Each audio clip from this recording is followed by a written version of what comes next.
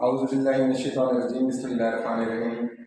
Respected students, آج 9th class کی English chapter number 1 paragraph number 2 کے ساتھ آپ کا ٹیوٹر، آپ کا ٹیچر عامر خان نیازی میں آپ کے سامنے حاضر ہوں.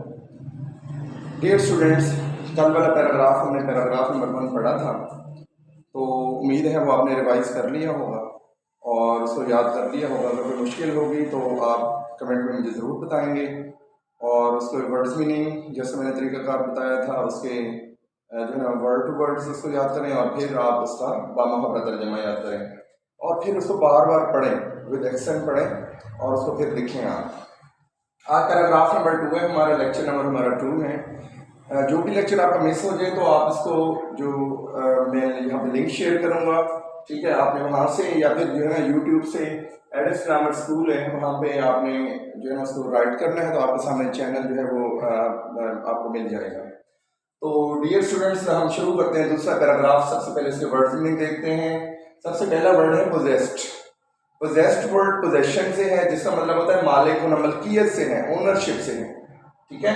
اس کے بعد اگلا ورڈ ہے ریمارکیبل. ریمارکیبل کہتے ہیں ایکسٹرا آرڈنری چیز کو، کوئی چیز جو بہت غیر معمولی ہو. چونکہ عرب جو ہے نا وہ ایک تو عربی زبان ہوتی تھی اور وہ عربی بہت فلوئنٹلی بولتے تھے، تو یہ بہت ہی غیر معمولی بات تھی. میموری کہتے ہیں حافظہ یا یادداشت کو، کیونکہ وہ ساری چیزیں زبانی یاد کر لیتے ہیں.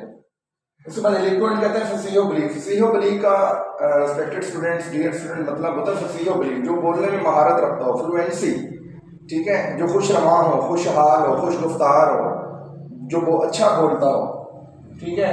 اور اس کے بعد ایلیکوینس کہتے ہیں فصاحت و بلاغت کو. ایکسپریشن کا مطلب ہوتا ہے اظہار. فیئر کا مطلب ہوتا ہے ڈیئر اسٹوڈنٹس میلہ. ہیلڈ کا مطلب ہوتا ہے منعقد ہونا یا منعقد کروایا. کمپٹیشن کہتے ہیں مقابلہ کو. نیریٹڈ کا مطلب ہوتا ہے بیان کرنا. ریسائٹ کا مطلب ہوتا ہے زبانی سنانا یا تلاوت کرنا، پڑھنا، زبانی پڑھنا. کمپوز کا مطلب ہوتا ہے ڈیئر اسٹوڈنٹس ترتیب دینا یا لکھنا. ایکسکلوسیولی کا مطلب ہوتا ہے بلا شرکت غیر، یعنی صرف اور صرف. اور دوسرا ڈسپینسیشن ہے، اس کا مطلب ہوتا ہے تقسیم.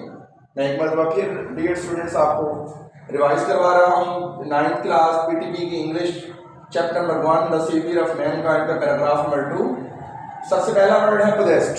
پوزیسڈ کا مطلب ہوتا ہے مالک ہونا. ریمارکیبل کا مطلب ہوتا ہے غیر معمولی. میموری کا مطلب ہوتا ہے حافظہ یا یادداشت. ایلیکوینٹ کا مطلب ہوتا ہے فصیح و بلیغ.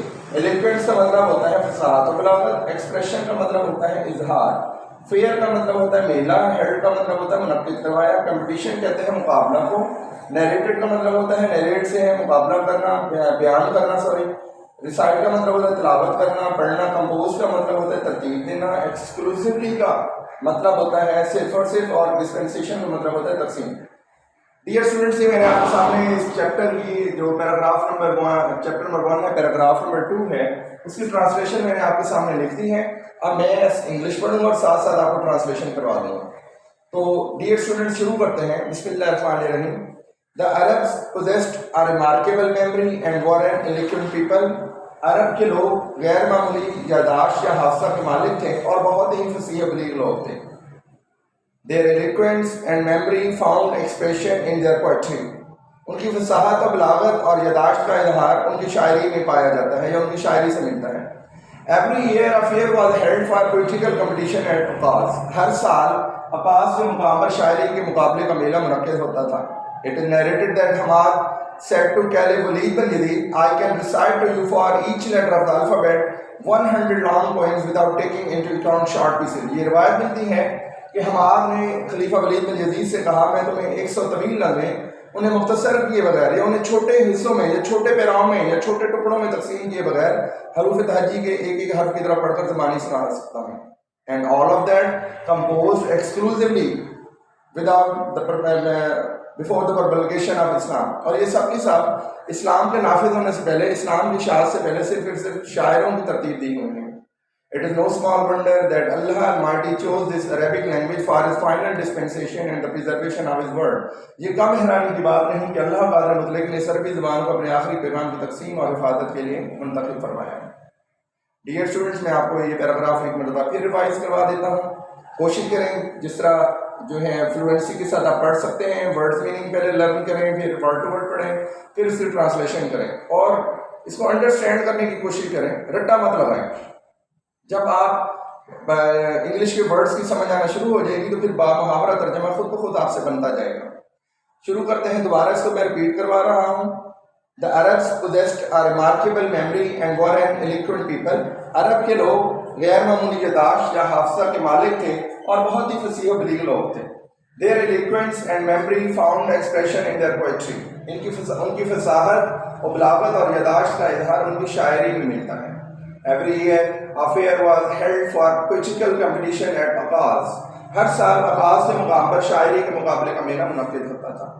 It is narrated that Hamad said to Caliph Walid bin Jadid, I can recite to you for each letter of the alphabet 100 long poems without taking into account short pieces. یہ روایت ملتی ہے کہ حماد نے خلیفہ ولید بن جدید سے کہا میں تمہیں 100 طویل نظمیں انہیں مختصر کیے بغیر حروف تہجی کے ایک حرف کی طرح پڑھ کر زبانی سنا سکتا ہوں. And all of that composed exclusively by the poets before the promulgation of Islam. اور یہ سب کی سب اسلام کے نفاذ سے پہلے صرف اور صرف شاعروں کی ترتیب دی ہوئی ہیں یا شاعروں کی لکھی ہوئی ہیں. It is no small wonder that Allah Almighty chose this Arabic language for His final dispensation and the preservation of His word. یہ کم حیرانی کی بات نہیں کہ اللہ قادر مطلق نے عربی زبان کو اپنے آخری پیغام کی تقسیم اور حفاظت کے لیے منتخب فرمایا. Dear students, آپ نے اس پیراگراف کو with words اور meanings پڑھنا ہے. جیسے words اور meaning یاد ہو جائیں تو پھر آپ نے ورڈ ٹو ورڈ یعنی جیسے میں نے شروع کیا آپ نے بھی اسی سیکوینس سے اس کو جو ہے وہ پڑھنا ہے اور پھر آپ نے اس پیراگراف کو لکھ کے دیکھنا ہے. یعنی ٹیکسٹ بک آپ نے سامنے رکھنی ہے اور اس کے میننگس زبانی لکھنے ہیں اور لکھنے ہیں اور اس کے علاوہ اس کی ٹرانسلیشن زبانی لکھنے کی کوشش کرنی ہے. 2 سے 3 مرتبہ الحمدللہ آپ کوشش کریں گے تو آپ کو یہ پیراگراف زبانی یاد ہو جائے گا.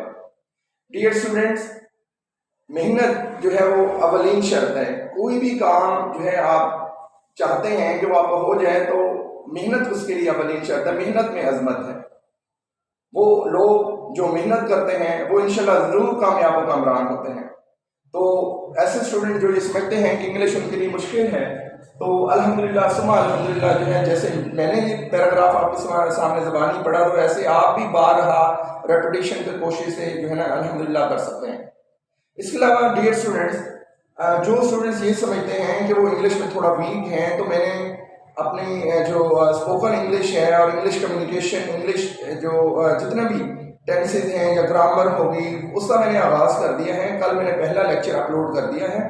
ٹھیک ہے، تو اس کے علاوہ آپ کو جہاں کہیں بھی انشاءاللہ مشکل پیش آئے گی آپ کی مکمل رہنمائی آپ کو مہیا کی جائے گی. اور ایسے طالب علم اور ایسے ٹیچرز جنہوں نے اپنا پروفیشن ابھی نیولی سٹارٹ کیا ہے کہیں پہ وہ کرنا چاہتے ہیں تو وہ میرے ساری ویڈیوز کو جو ہے ڈے بائی ڈے اس کو دیکھیں، اس کو سنیں اور دوسرے لوگوں کے ساتھ شیئر کریں.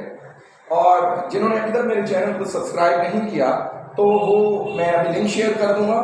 یہ جیسے ویڈیو جو ہے نا میری اختتام کو پہنچے گی تو میں مثلاً اس کو آپ کے سامنے جو ہے نا لنک بھی شیئر کر دوں گا. اس کے علاوہ آپ یوٹیوب میں جا کر ایڈکس گرامر اسکول لکھیں گے تو انشاءاللہ آپ کو میرا چینل بھی مل جائے گا اور ساری ویڈیو بھی مل جائیں گی.